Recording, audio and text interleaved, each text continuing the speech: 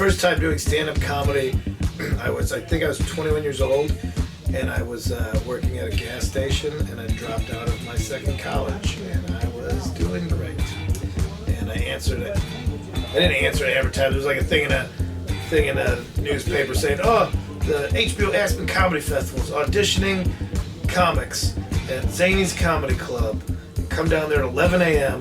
and sign up, and you get like a 3-minute spot." And I've been like sitting at a gas station going like, "Well, I always want to be a comedian." You're really not risking your reputation by any means if you go fail at comedy in the middle of the day on a weekday.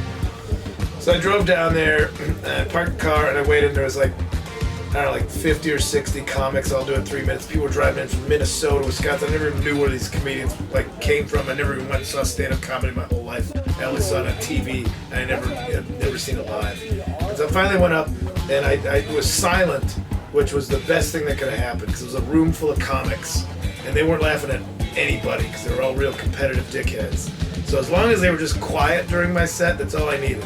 But I'd been there for about 4 hours. It took them to go run through all these people and take breaks and all that stuff. So that was the first time doing comedy, and I did 3 minutes on stage in front of a bunch of other comics, and they didn't boo me, and I was real proud of myself. I went out to my car, and I had accumulated, I think, about $130 in parking tickets, because different parking people would be like, "Oh, he's at this address, and give me a ticket for that address.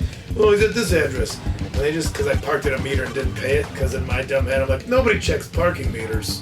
And they did, and I got $130 in tickets, and then I went back home, and by home I mean where my mom and dad lived, because that's where I lived, and my mom got me out of the tickets because she noticed they were different addresses, and she's like a detective that way. So she called the Chicago parking authorities, like, "How could the car be in all these different addresses if it never left the spot? So these tickets are fraudulent." And so she got me out of that.